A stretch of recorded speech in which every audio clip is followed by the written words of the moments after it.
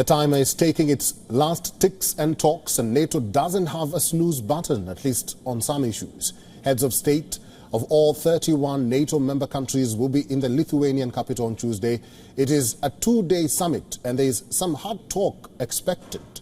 Over the next 3 minutes, we will talk about three major issues.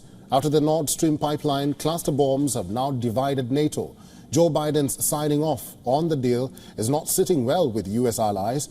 United Kingdom, Germany and Canada have already been vocal with their disagreement, and you cannot blame them. These are controversial ammunitions. Cluster weapons explode in the air over a target and release hundreds of sub-munitions. It has high failure rate. Unexploded sub-munitions endanger both friendly troops and civilians, and the impact could be felt decades after the end of a conflict. There's even a Geneva Convention against the use of these bombs.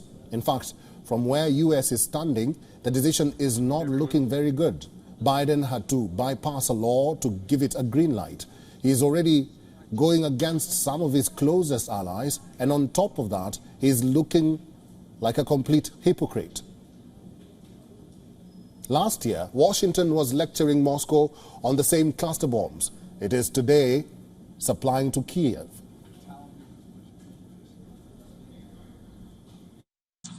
And now it appears Russia is preparing to increase the brutality of its campaign against Ukraine.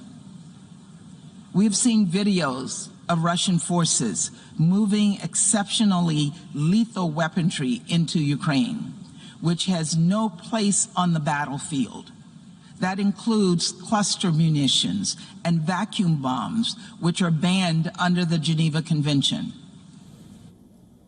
This NATO summit may well make history for Sweden. The country's fate rests on the 31 members. They are set to decide if Sweden will be allowed into the bloc, and the bone of contention has been Turkey.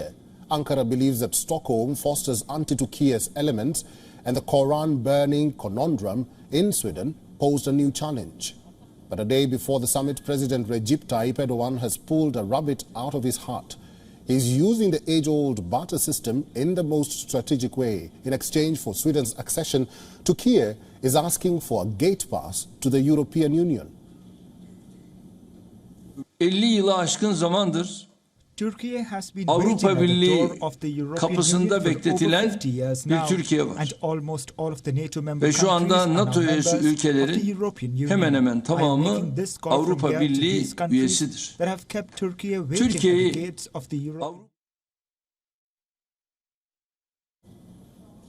Sweden might actually be an easier issue to tackle, but Ukraine definitely will not be. It is not only complex, it also demands high-risk bets on geopolitics. The truth is, even if Ukraine had everyone's backing, it cannot join NATO right now. Rules say the country should not be fighting wars at any fronts during the accession process. So all this debate is after the war ends, which doesn't look like anytime soon. But let's take a step back. Ukraine doesn't have the backing it needs.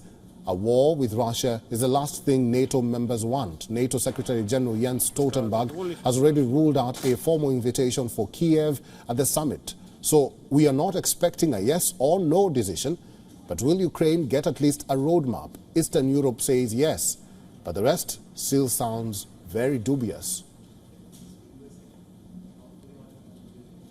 Gabriel Norona is the Executive Director of Polaris National Security. He's joining us live from Washington, D.C. Gabriel, welcome to the program. Thank you for having me. It's a pleasure to be here.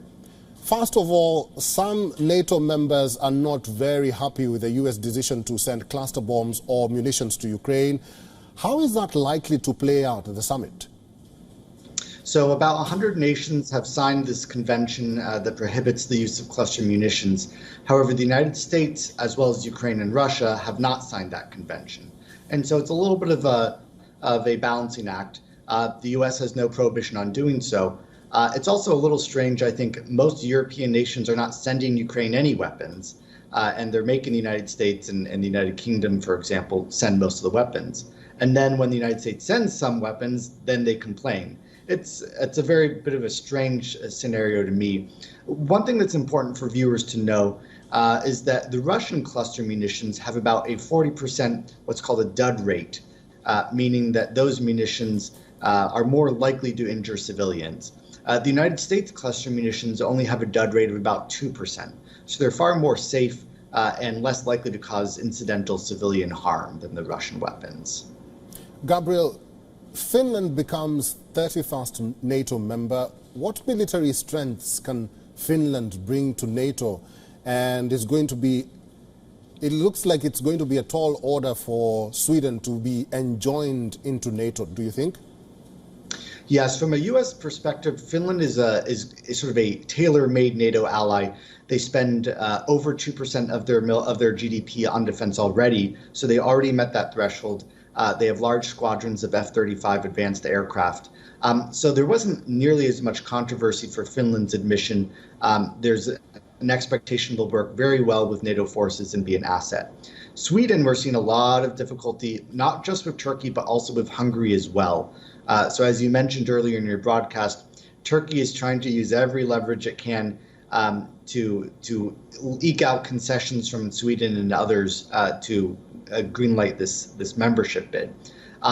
European Union members are going to look at this negotiating tactic, however, and say, we don't want a country that does this kind of thing to join the European Union, which already is pretty dysfunctional as is.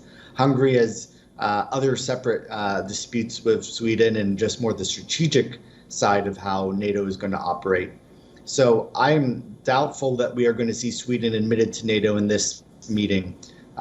It probably needs more time, I'd say 6 months to a year. But in time, I do think Sweden could join NATO. Right. Why is Russia so worried about and opposed to NATO? Well, at the end of the day, NATO is the one thing standing between Russia and its territorial ambitions.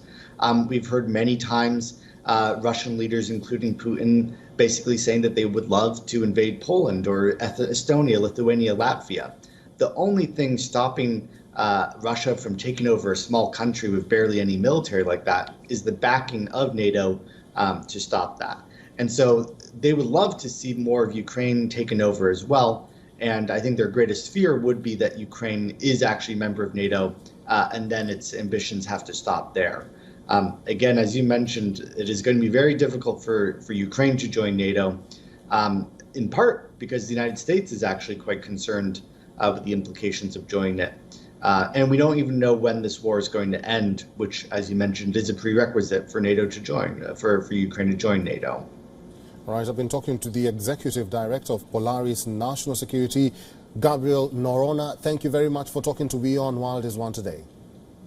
Absolutely. Thank you for having me. WION is now available in your country. Download the app now and get all the news on the move.